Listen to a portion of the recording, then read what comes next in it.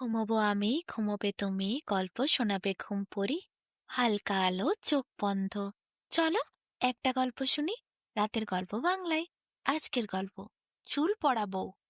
গাছপালায় ঘেরা ছোট্ট একটি সুন্দর গ্রাম, নাম মানিকপুর। সেখানে বাস করত রতন। রতন তার মাকে নিয়েই থাকত। অনেক ছোটতেই রতন তার বাবাকে হারিয়েছে। রতনকে সেই ছোট থেকে এক হাতে তার মা নিজে বড় করে তুলেছে। কত কষ্টই করেছে তার মা, সেলাইয়ের কাজ করেছে দিনরাত। তারপর অনেক কষ্টে পয়সা জুগিয়ে সে রতনকে পড়াশোনা শিখিয়েছে। এখন রতন একটা পড়াশোনা করে কাজে ঢুকেছে, ভালো মাইনে পায় রতন। এরপর রতনের মায়ের শুধু এক চিন্তা, রতনের বিয়ে দিতে হবে। বিয়ের জন্য কত পাত্রীর সম্বন্ধই এলো, কিন্তু কাউকেই রতনের মায়ের ঠিক পছন্দ হলো না। রতন ছেলেটি দেখতে খুবই সুন্দর, গায়ের রং একদম পরিষ্কার, মুখশ্রীও খুবই সুন্দর। রতনের মায়ের ইচ্ছে ছিল ছেলের বউ হবে অনেক সুন্দর দেখতে, তার হবে কোমর পর্যন্ত লম্বা কালো ঘন চুল, চোখ হবে একদম আঁকা, যেন দেখে মনে হয় কাজল ভরে দিয়েছে কেউ দুই নয়নে। ঠোঁট হবে গোলাপের পাপড়ির মতো, আর গায়ের রং যেন দুধে আলতায় গোলা। অনেক পাত্রীর সম্বন্ধ এলো, কিন্তু না তো কাউকে রতনের পছন্দ হচ্ছিল, না রতনের মায়ের। শেষে অনেক দিন পর রতনের মা একদিন মেলা বেড়াতে গেছিল। সেই মেলাতেই রতনের হঠাৎ চোখে পড়ে একটি মেয়েকে। অপূর্ব সুন্দরী ছিল সেই মেয়ে। রতন তাড়াতাড়ি মেয়েটিকে দেখায় তার মাকে। তার মায়ের এক দেখাতেই পছন্দ হয়ে যায় মেয়েকে। মেয়েকে দেখে রতনের মা তার কাছে ছুটে যায়, বলে, হ্যাঁ গো মা, তোমার নাম কি? মেয়েটি বলে তার নাম হচ্ছে সুপ্রিয়া। সুপ্রিয়া তার বাবা মার সাথেই মেলা ঘুরতে এসেছিল, সঙ্গে আরো দুই বোন এসেছিল। সুপ্রিয়ার সব থেকে বড় মেয়ে তার বাবা মার। এদিকে রতনের মায়ের সাথে সুপ্রিয়ার মায়ের সেখানেই আলাপ হলো। রতনের মা মনের কথা খুলে বলল, ছেলের জন্য চায় পুত্রবধূ, তাই তো এক দেখাতেই পছন্দ হয়ে গেছে সুপ্রিয়াকে। সুপ্রিয়ার মাও খুব খুশি হলো।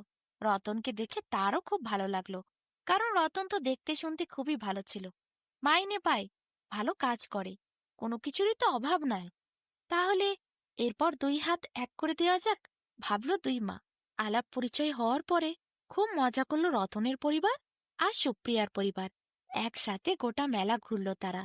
রতন একজোড়া সুন্দর পাথর বসানো চুড়ি কিনে দিল সুপ্রিয়াকে। সুপ্রিয়ার কিন্তু চুড়িগুলো ভারী পছন্দ হয়েছিল। এরপর সবাই নিজেদের বাড়ি চলে গেল। একটি নির্দিষ্ট দিনে রতনের বাড়িতে সুপ্রিয়ার মা বাবা এসে হাজির হল। রতনের বাড়িঘর দেখে আর পরিবেশ দেখে সুপ্রিয়ার বাবা মার খুব পছন্দ হলো। তারা একটি দিন ঠিক করলো বিয়ের জন্য। এরপর ধুমধাম করে রতন আর সুপ্রিয়ার বিয়ে হয়ে গেল। সুপ্রিয়া বিয়ে করে রতনদের বাড়ি এলো। গ্রামের লোকেরা তখন রতনের বইয়ের কি প্রশংসা করতে শুরু করলো, এত সুন্দরী মেয়ে এই গ্রামে কোথাও নেই। সুপ্রিয়ার অসাধারণ সৌন্দর্য ছিল, পরমা সুন্দরী বললেই চলে। তার ছিল কোমর পর্যন্ত চুল। সেই চুল সারাদিন সে অগোছালোভাবে রাখত। এলোমেলো করা চুলে সুপ্রিয়াকে দেখতে অনেক সুন্দর লাগত রতনের। সুপ্রিয়া অনেক সময় চুল ভালো করে বেঁধে রাখতে গেলে রতন বলতো, বেঁধো না, তোমায় খোলা চুলে সত্যি সুন্দর লাগে। সুপ্রিয়া চুল খোলায় রাখত। খেতে দিত রতনকে। রতনের মাঝে মধ্যে খাবারে চুল পড়ত, কিন্তু রতন তাতে একটুও রাগ করত না, কারণ খোলা চুল রতনেরই তো পছন্দ। রতনই তো বলতো সুপ্রিয়াকে, চুল বেঁধো না, খোলা রেখো, তোমাকে দেখতে অপূর্ব সুন্দরী লাগে। এরপর বছরের পর বছর পার হয়। সুপ্রিয়া আর রতনের সেই প্রথমের ভালোবাসা আস্তে আস্তে কমতে শুরু করে। বিয়ের পর সেই নতুন ভালোবাসা আজ যেন কোথায় হারিয়ে গেছে। রতন মাঝে মধ্যেই চুল পড়লে খ্যাক খ্যাক করে ওঠে, একেবারে রেগে মেগে আর খাবার খাবো না বলে। তখন সুপ্রিয়া ভাতের থালা পাল্টে দেয়, আবার নতুন করে সাজিয়ে ভাত আনে। এখন সুপ্রিয়া আর চুল খোলা রাখে না, সে চুল বেঁধে রাখে। তবুও একটা দুটো করে ভাতের ওপর কিভাবে চুল পড়ে যায় সে বুঝতেই পারে না। হাজারো চুল বেঁধে রাখার পরও সুপ্রিয়ার মাথা থেকে চুলগুলো যেন ঝরে ঝরে পড়ে যাচ্ছে। তার মাথা যেন দিন দিন খালি হচ্ছে। এত লম্বা চুল কোমর পর্যন্ত ঘন কালো অন্ধকার চুল যেন আস্তে আস্তে ওপরের দিকে উঠছে। কমতে কমতে চুল এখন সুপ্রিয়ার পিঠের কাছে গিয়ে পৌঁছেছে। বেশিরভাগ সময় সে চুল বেঁধেই রাখে, কিন্তু তবু গোটা ঘরে চুল পড়তে থাকে। চুল যেন মাথায় আর থাকতেই চাইছে না সুপ্রিয়ার। এদিকে সারা ঘরে চুল পড়ে থাকার জন্য রতন ভীষণ রাগারাগি করতে থাকে। সে শুধু সুপ্রিয়াকে বকা দেয়, বলে চুল বেঁধে রাখবে, চুল একদম খোলা রাখবে না। সারা ঘরে এত চুল আমি সহ্য করতে পারবো না। খাবারে চুল, বিছানায় চুল, চারিদিকে শুধু চুল আর চুল। তোমার চুলগুলো তুমি কেন সামলাতে পারো না? সুপ্রিয়ার মাঝে মাঝে এই কথাগুলো শুনে বুক ফাটে, খুব কান্না পায়। সে মনে মনে ভাবে, বিয়ের প্রথম প্রথম এই চুল তুমি কত পছন্দ করতে, আমাকে সবসময় চুল খোলা রাখতে বলতে, খাবারে চুল পড়লেও রাগ করতে না। আর আজ ভালোবাসা কেটে গেছে বলে, পুরানো হয়ে গেছি বলে আমার চুল তোমার ভালো লাগে না। চুল পড়ছে, এতে আমার তো কোনো দোষ নেই। আমার উপর এত রাগারাগি কেন করো? কোনোদিন তো আর মিষ্টি করে আগের মতো বলো না। সুপ্রিয়ার মনের দুঃখ সুপ্রিয়া মনের মধ্যেই রাখে। সে অনেক কিছু নতুন নতুন জিনিস ব্যবহার করে চুল যাতে না পড়ে, সেই জন্য সে বৈদ্যের কাছে যায়। কিন্তু চুল তবুও সুপ্রিয়ার পড়তে থাকে। কত ওষুধ লাগায়, কত জিনিস মাখে, কত পাতা বাটাই মাখে, কিন্তু কিছুতেই সুপ্রিয়ার চুল পড়া আর কমে না। দেখতে দেখতে আরও কিছু মাস যায়। সুপ্রিয়া এখন টেকো হয়ে গেছে, তার মাথাতে আর চুল নেই। দু চারটে চুল মাঝে মাঝে মাথার ওপর থেকে নিচে সরু হয়ে নেমেছে, দেখলে খুবই বিশ্রী লাগে। তাই জন্যই তো সুপ্রিয়া মাথায় ভালো করে ঘোমটা দিয়ে রাখে। রতনের সামনেও সেই ঘোমটা খোলে না। অনেক ভয়ে ভয়ে থাকতে শুরু করে সুপ্রিয়া। তার মুখটা সবসময় শুকনো হয়ে ছোট্ট হয়ে থাকে। তার মনে ভয় থাকে, যদি রতন দেখতে পায় তাহলে তো সে ঘর থেকে বার করে দেবে, তাকে তো আর পছন্দ করবে না। কি যে হবে! সুপ্রিয়া সারাদিন মাথা ঢেকে ঢেকে ঘুরে বেড়ায়। তার প্রচণ্ড ভয় হয়।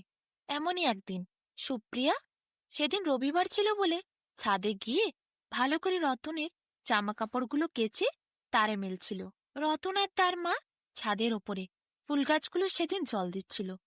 সুপ্রিয়া দু হাতে করে কাপড় মেলছিল যখন, তখন একটা দমকা বাতাস আসে আর ঘোমটাটা সুপ্রিয়ার মাথা থেকে খুলে যায়। রতন আর তার মা সুপ্রিয়ার মাথাটা দেখে আঁতকে ওঠে। একটি চুলও আর বাকি নেই।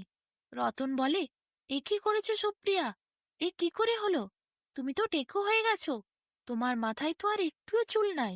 রতনের মা ভীষণ রেগে যায়, বলে এখনো নাতি নাতনির মুখ দেখলাম নাই, আর তার আগেই বইয়ের এই অবস্থা, সব চুল মাথা থেকে ঝরে পড়ে গেছে। একেবারে টেকো বউ, এই বউকে নিয়ে তো কোথাও যাওয়া যাবে না। ঘরের বাইরে বেরোলে লোকে তো ছি ছি করবে দেখলে। রতন বলে, সুপ্রিয়া, তোমার মাথাতে তুমি টাক করে দিলেছে, একটা চুলও বাকি রাখলে না। সুপ্রিয়া বলল, আমার কি দোষ? আমি কি ইচ্ছে করে করেছি নাকি? নিজের সৌন্দর্য কেউ নিজে থেকে নষ্ট করে? আমি জানি না, অনেক ওষুধপত্র খেয়েছি জানো। আমি কি করব বলো? তোমার কাছে আমি খুলে কোনো কথা বলতে পারিনি, আমার মনে দুঃখ রাখতে পারিনি। নিজে প্রচুর চেষ্টা করেছি, কিন্তু কোনোভাবেই আমার চুলকে আমি বাঁচাতে পারলাম না। আমি হারাতে চাইনি তোমায় রতন। আমি যে তোমার কাছে এসে তোমাকে অনেক ভালোবেসে ফেলেছি। আমি বুঝতে পেরেছি তুমি আমাকে ছেড়ে দেবে যদি আমার এই টেকো মাথা তুমি দেখো। তাই তো আমি ঘোমটা দিয়ে দিয়ে লুকিয়ে রাখতাম। সুপ্রিয়ার চোখ দিয়ে অঝোর ধারায় জল গড়াতে শুরু করল। সুপ্রিয়া আর কোনো কথা না বলে ছুটে সিঁড়ি দিয়ে নিজের ঘরে চলে গেল। রতন অবাক হয়ে ছাদের মধ্যে দাঁড়িয়েছিল। এদিকে রতনের মা, সেও কি সব বিড়বিড় করতে করতে নিচে চলে গেল। প্রচণ্ড রাগ ছিল তার মনের ভেতর। রতন একা নিস্তব্ধভাবে ছাদের উপর দাঁড়িয়েছিল, শূন্য আকাশের দিকে তাকালো। সেই সারা দিনটা রতন শুধু আকাশের দিকে তাকিয়েই কাটালো। সে যতক্ষণ ছাদে ছিল শুধু আকাশের দিকে তাকিয়েছিল। তারপর সন্ধেবেলা যখন তাকে খাবার দেওয়া হয়েছিল, খাবারটা খাওয়ার পরও সে আবার ছাদে গেল, সেই আকাশের দিকে তাকিয়ে রইল। নিস্তব্ধ মনে সে কি ভাবছিল কে জানে। তার মন যেন আজ কথা বলছে না, একদম চুপ। কোনো কথা নেই, কোনো বার্তা নেই। না সে তার মায়ের সাথে কথা বলল, না সুপ্রিয়ার সাথে কথা বলল। পরের দিন সকালে কাজে বেরোনোর আগে রতন খাবার খাচ্ছিল। সব রান্নাবান্না করে সুপ্রিয়া নিজের ঘরে চুপ করে বসেছিল। তার মনটা আজ ভালো নেই। হঠাৎ করে রতনের মা ডাক দিল, শাশুড়ির ডাক শুনে সুপ্রিয়া তাড়াতাড়ি বাইরে বেরিয়ে এলো। তখন রতনের মা সুপ্রিয়াকে বলল, জিনিসপত্র গুছিয়ে নাও বৌমা। সুপ্রিয়া ছলছল চোখে তাকিয়েছিল রতনের মায়ের দিকে। কতটা অভিমান, কতটা কষ্ট তার মনের ভেতরে ছিল সেটা তার চোখের দিকে তাকালেই বোঝা যাচ্ছিল। শুধু জল পড়ছিল চোখের থেকে, মুখে একটিও কথা বলতে পারল না সুপ্রিয়া। চুপচাপ ঘরের ভেতরে ঢুকে আলমারির ওপরে রাখা বাস্কটা সে নিচে পেড়ে নিয়ে সাজিয়ে সাজিয়ে তার শাড়িগুলো গুছিয়ে নিল। রতনের আর সুপ্রিয়ার ঘরটাকে শেষবারের মতো সুপ্রিয়া একবার ভালো করে চেয়ে দেখল। আয়নার কাছে গিয়ে দাঁড়িয়ে তার মনে পড়ল সেই দৃশ্যটার কথা, যেদিন অ্যানিভার্সারি ছিল। রতন তাকে একটি আংটি দিয়েছিল, আর আংটিটা হঠাৎ করে সুপ্রিয়া যখন সাজুগুজু করছিল তখনই এসে পিছন দিক থেকে জড়িয়ে ধরে উপহারটি দেখিয়েছিল। সুপ্রিয়া তাতে কি আনন্দ! খোলা চুলে একটা সুন্দর জুঁই ফুলের মালাও লাগিয়ে দিয়েছিল রতন। সত্যি, চুলটার জন্য আজ জীবনটাই তার ছারখার হয়ে গেল। সেই আয়নাটা এখন যেন সেই কথাগুলোই মনে করিয়ে দিচ্ছে। বিছানার কাছে গিয়ে একটু বসল, যে জায়গাটায় তারা দুজনে বসে একসাথে চা খেত সেই জায়গাটাই হেলান দিয়ে একটু মাথা রাখল। তারপর মনে করল কাজ থেকে ফেরার পর সুপ্রিয়া কত গল্প করেছে চা হাতে নিয়ে রতনের সাথে, এই বিছানাতে ঠেস দিয়ে। রতনের জামাকাপড়গুলো দেখতে পেয়ে সেদিকে আবার ছুটে গেল। প্রত্যেকটা জামাকাপড় সে হাতে করে নিয়ে গোটা চোখে মুখে বুলিয়ে নিল। রতনের গায়ের গন্ধটা তার খুবই ভালো লাগত। এই চেনা গন্ধটা অচেনা হয়ে যাবে, হারিয়ে যাবে। এক ঘরে থাকত বলে এই জামাকাপড়গুলো এখানেই সাজিয়ে সাজিয়ে রাখত। এই গন্ধটা আর কোনোদিনই পাবে না সুপ্রিয়া। চোখের জল মুছে জামাকাপড়গুলো ভালো করে গুছিয়ে লকটা লাগিয়ে নিল তার বাস্কেট। তারপর বাস্ক নিয়ে যেই বাইরে বেরোল অমনি সুপ্রিয়ার সামনে এসে রতন দাঁড়ালো। সুপ্রিয়া বলল, ভালো থেকো। রতন তখন বলল, তুমি না থাকলে ভালো কি করে থাকব? ভালো থাকতে গেলে তো তোমাকে আমার সাথে থাকতে হবে। সুপ্রিয়া এই কথা শুনে আর থাকতে পারল না, হাউ হাউ করে কেঁদে ফেলল। রতনকে জড়িয়ে ধরে তার চোখের মধ্যে থাকা সব জলগুলো রতনের জামাতে ফেলে দিল, ভিজিয়ে দিল রতনের জামাটা তার চোখের জলে। সেই সময় হঠাৎ একটা হাত তার টেকো মাথার ওপরে এসে হাত বুলিয়ে দিচ্ছে। কে? ঘুরে দেখল সুপ্রিয়া। এ তো কেউ নয়, রতনের মা। সুপ্রিয়া তাড়াহুড়ো করে মাথায় ঘোমটা দিয়ে যেই ঘুরে দেখল শাশুড়ির মুখের দিকে, রতনের মা বলল, বৌমা, তুমি আমার বৌমা হয়ে এই ঘরে এসেছ ঠিকই, কিন্তু আজ যদি তুমি আমার নিজের মেয়ে হতে, আমার মেয়েকে যদি তার শাশুড়ি ঘর থেকে বার করে দিত, আমার কি কষ্ট হতো না? সৌন্দর্য সব নয় মা, তুমি আমার বৌমা নয়, তুমি এই বাড়ির মেয়ে। আজ আমার মেয়ের সাথে হলে আমি তখন কি করতাম? তাকে যদি সৌন্দর্য চলে যাওয়ার জন্য কেউ ঘর থেকে বার করে দিত, আমার বুক ফাটত না? তুমি কি ভাবলে আমি তোমায় চলে যেতে বলছি? তোমাকে বাপের বাড়ি যাওয়ার জন্য নয় গো, তোমাকে রতন অনেক বড় জায়গায় নিয়ে যাবে চুলে চিকিৎসা করার জন্য। তাই তো তোমাকে জামাকাপড়গুলো গুছিয়ে নিতে বলেছিলাম। সুপ্রিয়া তখন তার শাশুড়ি মাকে আরো জোরে জড়িয়ে ধরল, হাউ হাউ করে কেঁদে বলল, মা। সুপ্রিয়ার মাথায় তখনও অনবরত হাত বুলিয়ে চলেছে রতনের মা। শেষে রতনও মা সুপ্রিয়াকে একসাথে জড়িয়ে ধরল। সুপ্রিয়ার সব জল চোখে শেষ হয়ে গেছে, এখন তার মুখে হালকা করে হাসি ফুটল। সুপ্রিয়ার দিকে তাকিয়ে রতনের মা বলল, শুধু নিজের জামা কাপড়গুলো গোছালে হবে? আমার ছেলেরটাও তো গোছাতে হবে। যাও, আজ বিকেলে তোমাদের ট্রেন আছে, তাড়াতাড়ি ছেলের জামা কাপড়গুলো গুছিয়ে নাও, একসাথে বেরিয়ে পড়বে। ভালো করে চিকিৎসা করালে আবার সব ঠিক হয়ে যাবে। আর ঠিক যদি নাও হয় তাহলেও তুমি রতনের স্ত্রী থাকবে, আর আমাদের বাড়ির বউ থাকবে, আর আমার মেয়ে থাকবে। এইসবের কোনো পরিবর্তন হবে না। আমি তোমায় রেখে কয়েকটা কথা বলে ফেলেছিলাম, কিন্তু ভুলে যেও না, আমি শাশুড়ি হলেও মাও বঠি। মাঝে মাঝে শাশুড়ি ভাব যখন ফুটে ওঠে তখন রেগেমেগে দু একটা কথা বলি, কিন্তু তারপর আবার যখন একলা ঘরে থাকি তখন মা ভাবটা ফুটে ওঠে। কিছুতেই আমি আমার ঘরের মেয়েকে কষ্ট দিতে পারি না। তুমি আমার শুধু বৌমা নয়, আমার ঘরের মেয়ে। সুপ্রিয়ার মুখটা হাতে করে একটু তুলে ধরে একটি ছোট্ট চুমু খেয়ে বলল, আচ্ছা, যদি আমার চুল পড়ে যায়, তুমি কি আমাকে বার করে দেবে বৌমা?